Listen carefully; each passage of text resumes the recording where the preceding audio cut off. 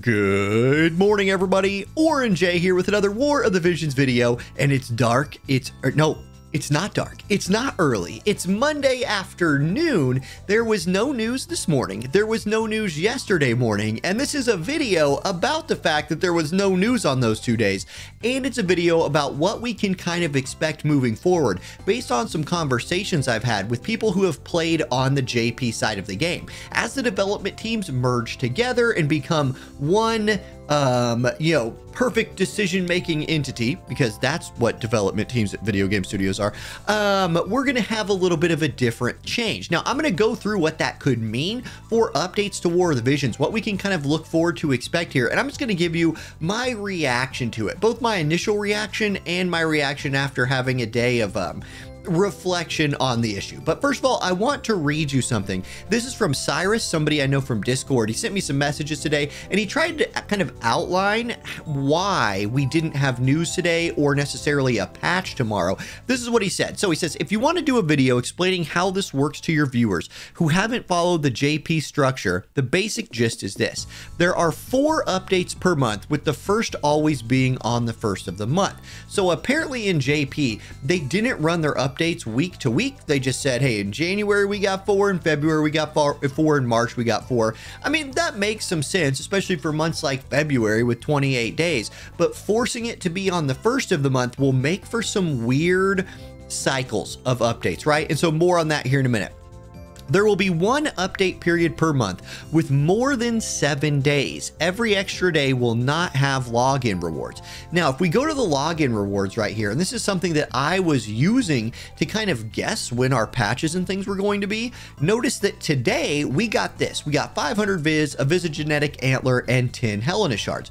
Great. That's a great login bonus. This is the best login bonus of the week today. But apparently we should not be looking forward to getting any more of this tomorrow. And in fact, we might be waiting until Friday to get anything more. Now, the November login bonus itself does have a bonus for every day of the month, so we will still get that for logging in. And I would encourage you to continue to log into the game, do your dailies, especially if you have like a perfect streak of days logged in. You don't want to break that streak because you're missing a daily reward. But I don't like that we potentially are missing out on daily login rewards every day during the week. Now, am I going to start like burning building downs over that? No, I'm really not. Like, again, I think this was a good patch cycle overall. This is just something that I don't like. Now, maybe they make up for it with some really good presence from the video, because in JP, they apparently did a video at the end of every month just to announce like what the big project for next month was in JP. And we used to get videos in Global as well from Hiroki. He's still doing them. So we'll see how it all just kind of evens itself out. But definitely on the surface, that's a downgrade. Like missing login bonuses for certain days just seems like an L. Just seems like an L. If you're going to have a weird 9 or 10 or 11 day week, just give 9, 10 or 11 days worth of login bonuses. Maybe that's unprogrammable, sort of like the, adding stuff to the special shop is. Anyway, that's what. Let's continue with the message. So they'll do a live stream 2 to 5 days or so before the new month to unveil that month's featured unit, campaigns, and any other information like key quality of life, etc. So this is good. And we do already have, like, if we look in the news today, we did get a tidbit of news this morning, including that they were doing War of the Visions updates number 31. So there's Justin, there's Hiroki, there's the crew. Do they introduce this girl? I don't remember this girl's name. They don't say it here. So producer Hiroki, community manager Justin, as they update awesome information, we'll get our present. The video is going to be on what day? The 27th. Now, the 27th is a week from today, so it is next Monday. Okay, so what does that mean for like this current patch cycle? I guess we could go to the banners right here and see when they run out. The current banners run out in 3 days. 3 days from now is Black Friday. So I do anticipate getting some kind of patch on Black Friday.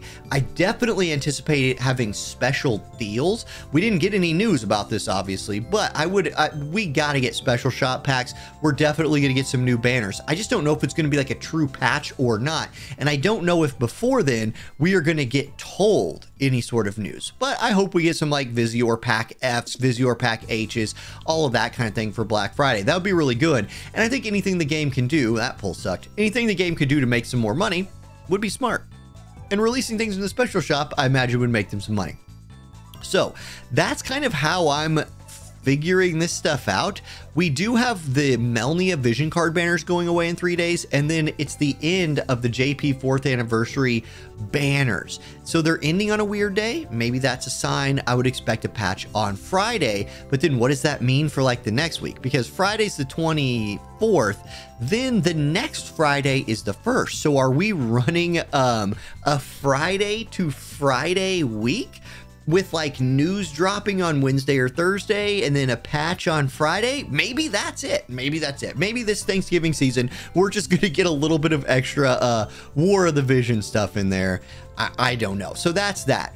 What are my thoughts on this? Well, look, as a content creator, my thoughts on this are I don't like it. I really enjoyed the consistency that like Monday morning news videos brought to my channel. I think a lot of the people that watched those videos enjoyed being able to wake up on Monday and say, hey, let's see what we're getting for War of the Visions this week. Then those same people knew if they were interested in whatever new was coming out, I was going to put a video out about it on Tuesday, and then on Wednesday, I'd review the patch, kind of go over like what I would pull on as far as banner wise, what was in the shops. I think people, and I hope the development team is not underestimating how much people like consistency in their lives.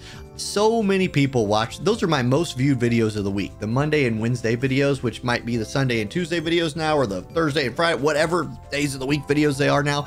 Like those are videos that people watched on my channel and other channels, by the way, and it just kind of let them feel like they were still a part of the game, and that is important. People want to feel like they are part of the community, and content creators, like one thing we do is we kind of bring the community in the game together, especially in a game like War of the Visions that doesn't have, you know, like we're not all standing in the plane of power in Ogrimmar or something like that. So we have these YouTube communities, these Discord communities where we hang out.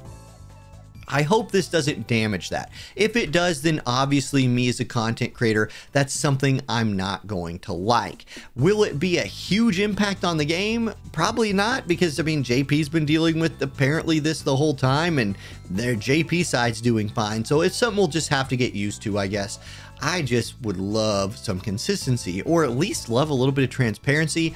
Maybe we will get that from the live stream this coming Friday. Now, let's end this video with a limited Guild Wars battle. I'm going to use my Knight team right here. Let me show it off. This is my Squall Bradley Balo Knight team. We got a little, you know, a little bit of action right here with some CT. We got the Knight cards in there, plus the AoE resist card, new Esper. This team's been doing pretty good for me. It's been putting in some work. So let's show this off right here. Let's find a fight, and I'll tell you what, let's fight this Coco team right here. This is something that in our scouting report that we have from yesterday, this is a different team than what they ran on defense yesterday. So if it will load, I will fight Coco's team, do a little reveal here. I am potentially running my Lightning Squall into some Earth, but I have my own Earth to counter that. And I feel like this is probably just a strike team, which means they're maybe relying on Perrine, which would be good for Squall, and Alaya, which I have some Earth people to fight against. So that's what I'm hoping for there. I'm counting on a little Bridal Alaya action hiding behind this Urel. And Urel's not a unit that by herself scares me, which are very famous words that I might be eating here in a minute when I lose to this. But I had a really good day in Limited Guild Wars yesterday.